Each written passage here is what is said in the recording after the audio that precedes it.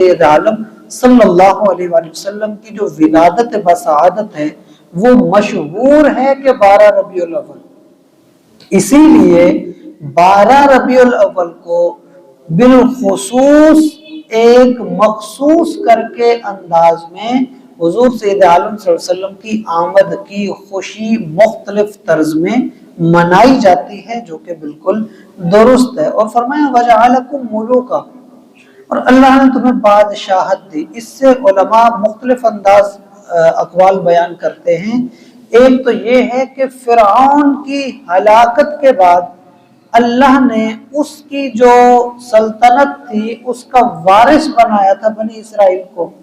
بیت المقدس میں بھی جو وارث بنایا تھا یہی بنی اسرائیل کو۔ تو مراد یہ ہے اللہ نے ان کو طاقت عطا کی اور اللہ نے ان کو چیزوں کا مالک بنا دیا، تو یہ اللہ تعالیٰ کی طرف سے ان کے لیے ایک بہت بڑی نعمت تھی۔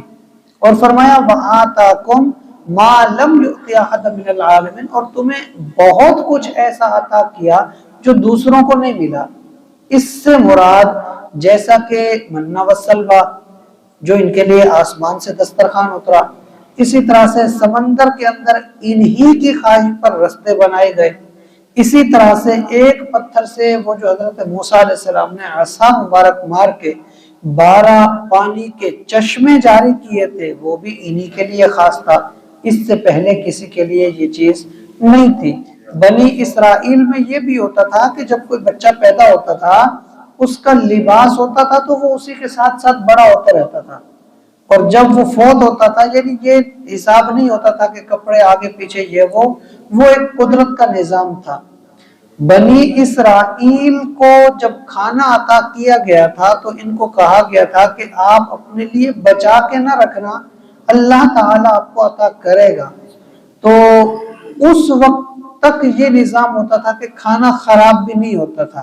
جیسے اب کھانا اگر رکھا جائے تو ایک مخصوص وقت کے بعد وہ خراب ہو جاتا ہے،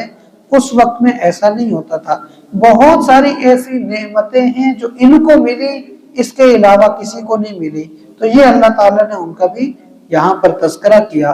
مراد اس آیت سے یہ ہے کہ اللہ کے احسانات کو یاد رکھنا چاہیے،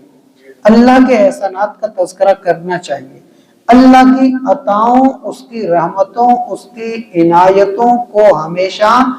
یاد رکھنا چاہیے، ایک دوسرے کو بتاتے رہنا چاہیے تاکہ اس کا شکر ہوتا رہے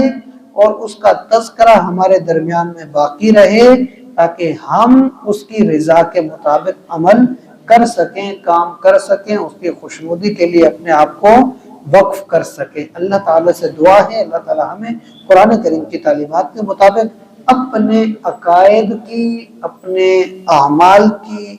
درستگی کی توفیق عطا فرمائے۔ وما علینا الا البلاغ المبین۔